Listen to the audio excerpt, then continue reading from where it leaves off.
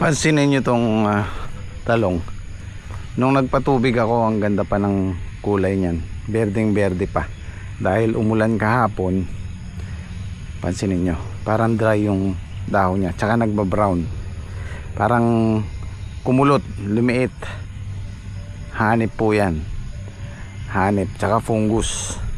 Nagsabay. Kasi malamig, umuulan, kaya nabuhay ulit yung fungus tsaka yung hanip. Ayan o, pansinin nyo yung dahon. Ayan o, sakit po yan. Magdamag lang po ang nilipas niya. Tino, umakyat na sa taas. Isang araw lang. Samantalang nung pinapatubigan ko to, ang ganda pa ng kulay. Medyo maganda pa yung pagkaberde niya. Hindi kagaya ngayon, brown na siya o. Susunod yan, maninilaw na yan. So nag-grass cutter sila kanina. Tinawagan ko si Patrick. Sabi ko, Trek, kailangan nung sprayan to. Kasi kung di agapan yan, maninilaw na po yan. Mahirap ng i-recover. So sana makarecover sila. Ayan, nag-spray si Patrick. Ang bilis, ganyan po kabilis yung fungus tsaka yung hanip. Lalo na pag umabot na sa talbos. Pansinin nyo, oh. Pati talbos nag-brown na. So pitas ulit po tayo ng sitaw. Hindi man siguro susulong to, paparehas lang. Daksa pa rin. Hindi pa tumalab yung pataba eh. Ano kaya? Paparehas lang, no? Paparehas lang po.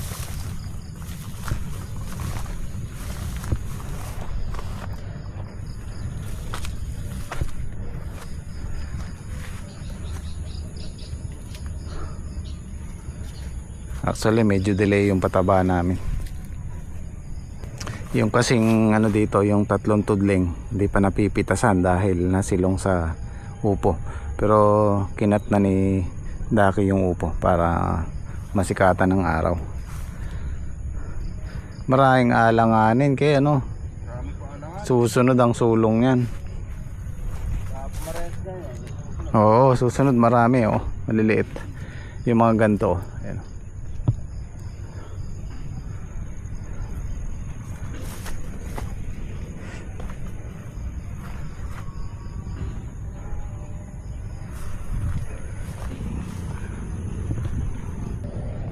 Ito hindi pa napipitasan to eh. Itong sa dalawa tatlo. Ito meron na to. Itong tatlong tudling, apat na tudling pala kasi nga nasilong dito sa upo. Pero pinatay na yung upo.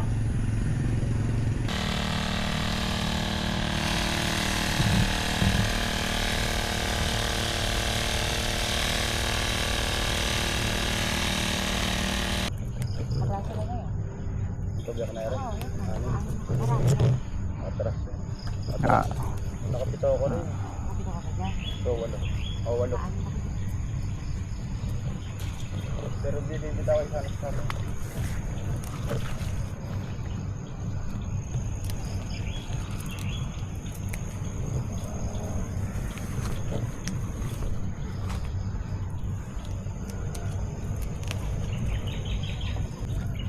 Basta huwag lang atras ng malaki.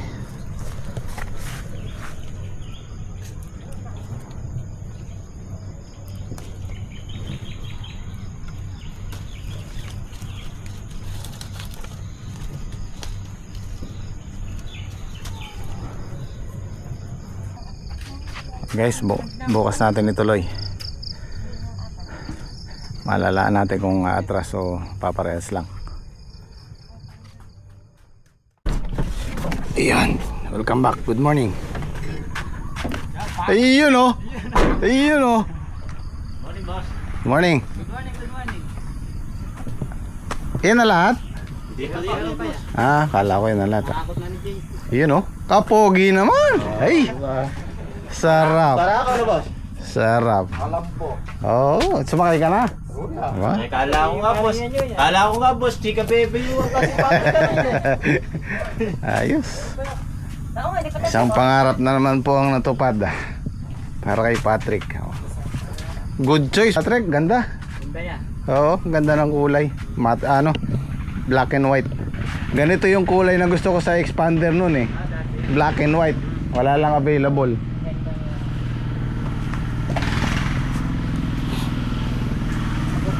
Ganda. Oo. Ito yung disusi. Dalawang klase to eh, isang keyless tsaka disusi. Ito yung standard. Yan. Na-miss ko tuloy yung Aerox ko.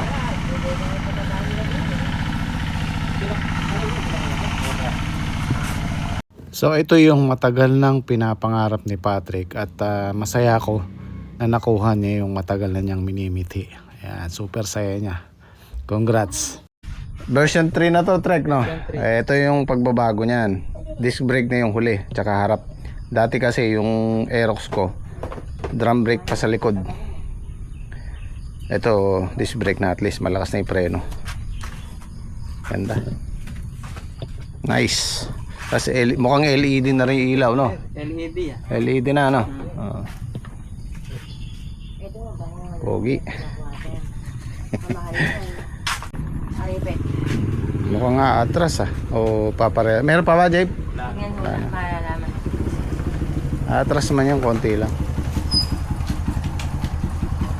Good morning, Tatay Sid. Good morning po.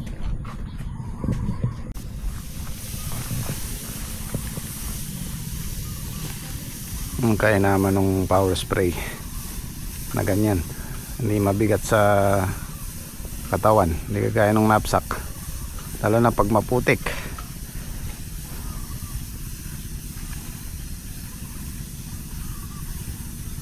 At mag-isa ka lang, kayang-kaya kahit kalahati hektarya, sandali lang.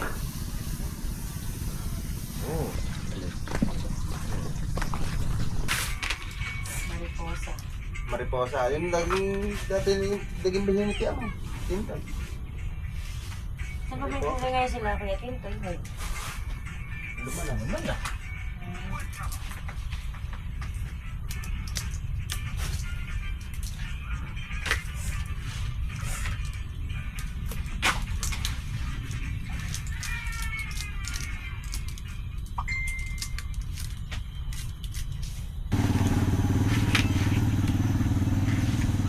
Ito na to. 7, 8, siyam. Tatlo. 90 yung good, 9,000. Saka isang segunda. Isa't kalahati. Laksa pa rin naman. Alam, matras tayo ng 3 bundle. 3,000. Ano lulutuin mo yun? Adobong. Ayan, si Enyo po bumili ng ulam, baboy. Sigurado may taba-taba. Paborite.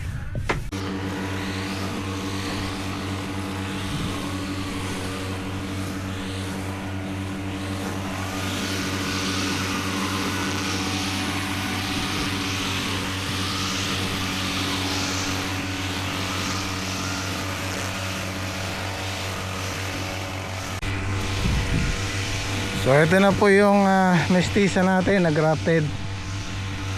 Saktong 1 buwan siya bukas, 5. So sa loob ng 45 days, hopefully maka-harvest tayo dito, makahalaw tayo. Kasi ang taliya minsan lang 40 days, 42 days sa kakahalaw kami. Itong mestiza, malala natin kung kakayanin yung 45 days. Pero may mga bunga na yan maliliit. Kalaban lang natin ngayon, nagsasabay yung pungus dahil umulan nung 1 araw, halos 2 araw yung ulan, umaambon, at saka yung hanip, nagsasabay sila. Kaya medyo may mahirap magpaganda ng gulay ngayon dahil sa panahon, yung lamig. Papatabaan namin mamaya to, tatapusin lang yung ginagrass cutter. Maganda naman yung talbos, saka yung dahon. Pero may fungus yan sa ilalim. Pina-spray ko kanina ng fungicide. Sabi ko patamaan nyo yung puno. Kasi dyan nagsisimula yung fungus. Tapos yung hanip sa ilalim ng dahon hanggang sa talbos. Papa-sprayan ko na lang ng herbicide to para malinis. Bahay na naman tayo ng ahas. Nung nakaraang araw nakakita kami ng ahas dito. Si Daki nakakita. Yan, hinukay namin dyan sa butas. Dito niya nakita eh. Umakyat daw dito. Pagdating dito nawala. Hinukay namin to, wala naman. So kailangan na malinis talaga para pag masukal na ganyan talaga naglalabas sa mga ahas. At abangan nyo po yung susunod nating upload.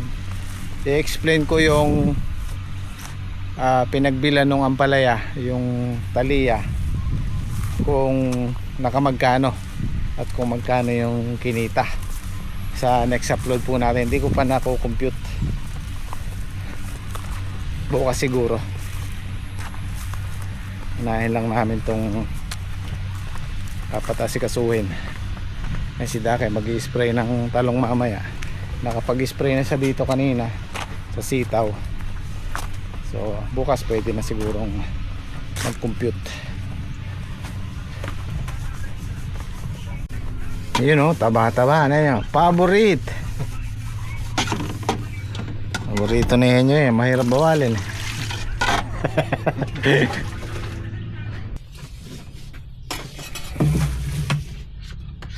Kain po, kain. Paborito na nyo. Habis na itong tababa.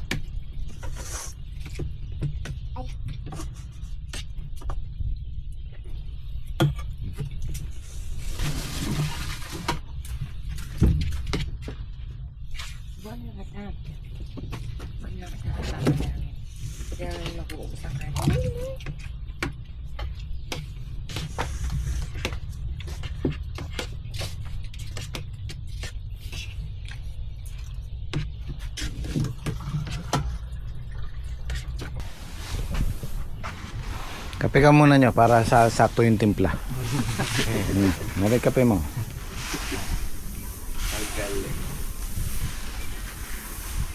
Yan pa ng flavor yan. Ha? Anong flavor? Strawberry. Pero strawberry yan.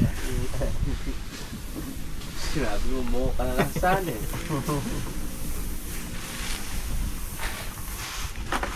Mahilig sa ano si sa pink. 'Di ba? Strawberry kulay, may pagka-pink 'yon. Tingnan mo yung lighter niya kulay pink. Baka kaya nyo Nice kaya pa.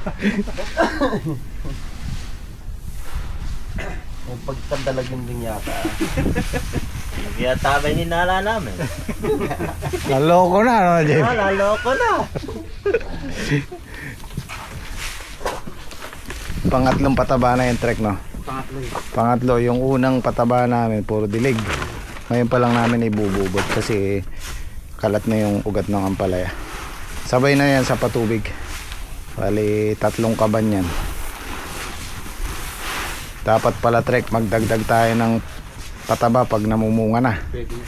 Yun doon sa taliya kasi napansin ko 4, 5 kinapos. Kinapos yan, no? Oo, Pero di, kung nasapat yung pataba yan, marami tayong mapipitas yan. sa dami ng bunga niya hindi niya kayang palakihin lahat. So kailangan siguro sa inyo 6, 7 pag marami, depende sa bunga.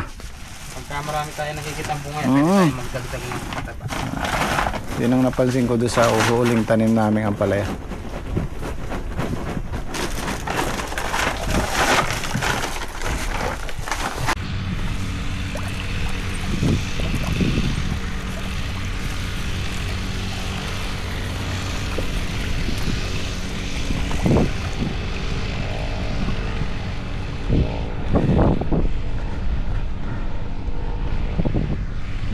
Bali dalawa yung makina. Isa dito tsaka isa dun sa dulo.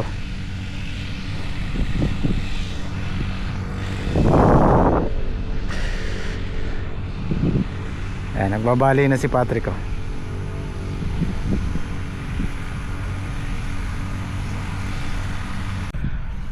So ito po yung kalaban natin pagka buwan ng December, January, February. Ayan, sa lamig ng hangin. Yung lamig ng hangin na yun, may dalang sakit sa ampalaya. Ayan, tinatawag naming namumulugan, namamarako. Pero kung minsan nagre-recover siya ng sarili niya, kaya hinahayaan lang namin pag may talbos pang ganyan. Pero pag umurong na yung talbos, yung bubunutin na namin. Yan. Gusto nang mag ano yan, bumigay. Pero yung dito namin, merong ganyan ang dahon, makapal, tas dark green, nagbunga naman siya. Kaya yung ganyan, may posibilidad pang magkaganyan, hindi lang yung maliliit. Kaya sabi ko, pahirapan talaga yung ganitong buwan.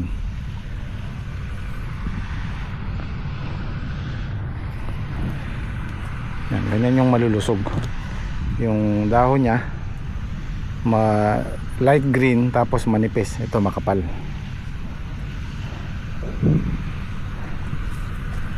Gusto kasi ng ampalaya yung ano, mainit talaga, tag-araw. Ayan, ito pa, naninigas na rin, no? Bigyan natin ng mga 1 week. Pag hindi nagbago at tumatras pa yung talbos, bubunutin na namin yan. Minsan kasi nagre-recover din yan. Ayan, ito pa isa, oh. Sa maraming nagtatanong, Sir Jim, bakit nagkakaganito yung ampalaya pagka malamig? Dala po ng ano yan, ng hanip, sabay-sabay, fungus, dahil nga sa simoy ng hangin, malamig. Yung kuto kasi napakaliit, sobrang liit, kulay brown. Yun ang nakakapagpaatras ng talbos. Tapos makita mo maninigas yung dahon.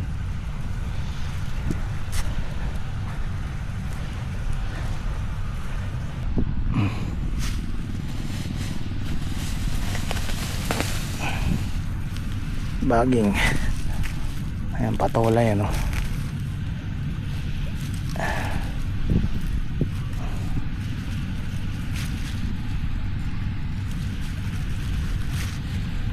Ito yung pamputol, baka matanggal pa yung dugtungan. Ayan, mga patola. Ayan, alam ko, ito pala may gunting.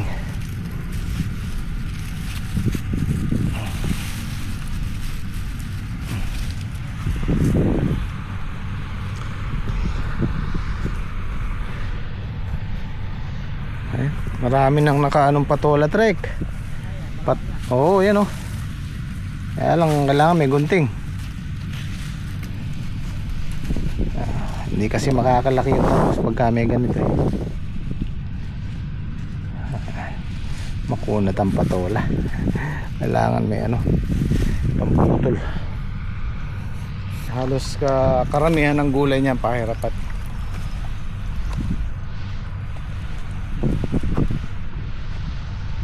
Ito yung ginagawa naming challenge dahil basta yung December, January, February meron kaming ampalaya. Yun ang pinag-aaralan namin. Kumbaga, kung bakit siya namumulugan, kung bakit siya tumitigas ang dahon at ayaw lumaki sa ganitong buwan. Mahirap i-explain, pero ang suspecha ko yung hangin na yan may dalang sakit o may dalang insekto. Yun po yung barako ng bansot para bumansot siya. Dahil panahon nila mahirap puksain dahil malamig. So yun ang challenge namin, kung mapapaganda namin. Yan, katulad yan, meron man siguro dito sa amin mga, sabihin na nating 20 kapuno. So hindi yung ganun ka big deal. mahirap yung na 1/4 sila o kalahati. Yun talagang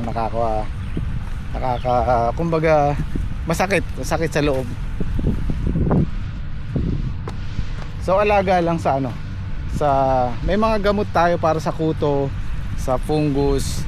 So yun lang ang pag-aralan natin kung paano natin i-apply sa mga ampalaya natin, kung paano ang timpla, kung tatapangan ba o tatabangan. So maraming nagtatanong sa akin, mahirap i-explain kasi depende yan sa tanim natin. Mahirap magrekomenda ganito yung ginawa namin, iba naman pala yung kaso ng tanim nyo, iba naman yung depende rin sa lupa, kaya mahirap rekomenda. Mainam yung actual na makikita natin o may experience natin, alam natin yung gagawin natin. But still pa rin kami, pinag-aaralan pa rin namin hanggang ngayon. Kaya nang sinasabi ko lagi, ang pagpa-farming, hindi ko mo 20 years ka nang nagpa-farming, hindi ko mo 10 years ka nang nagpa-farming marunong, expert ka na, hindi. Po yan, nag-i-evolve po yan. Kada taon nagbabago po yung maninira, nagbabago yung klima, basta lahat. Kaya kailangan araw-araw may natututunan ka, meron kang pinag-aaralan. Hindi pwede yung alam mo noong 1980s, 90s, i-apply mo ngayon, hindi na po pwede. Tinatapatan lang namin yung puno. Diyan pa lang yung ugat yan. Kailangan pasaboy din, huwag yung nasa isang lugar lang para hindi masaktan yung ugat. Ulitin ko po, mainit ang pataba. Kaya kami pag nagpataba, halimbawa pataba kami ngayon, bilang tayo 2 days, depende sa panahon, pag tuyo na babanlawan namin. Dalawang patabang ganyan kabilaan, susunod saboy na, kalat na, lahat na yan lalagyan.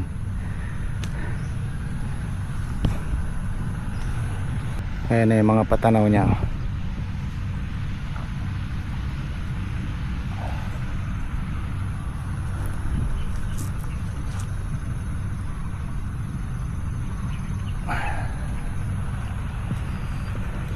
Busy ang squad. Si Dake nag-spray kanina doon sa sitaw, ngayon dito sa talong. Yung dalawa, si JP tsaka si Kia, nag-grass cutter sa talong. Tapos na sila doon sa ampalaya. Si Henyo tsaka si Patrick nagpapatubig, nagpapataba. Bawi tayo sa trabaho dahil ayan, kung mapapansin nyo madamo. Ayan. Pero bigyan nyo kami ng 3 days hanggang 4 days, malinis na po yan.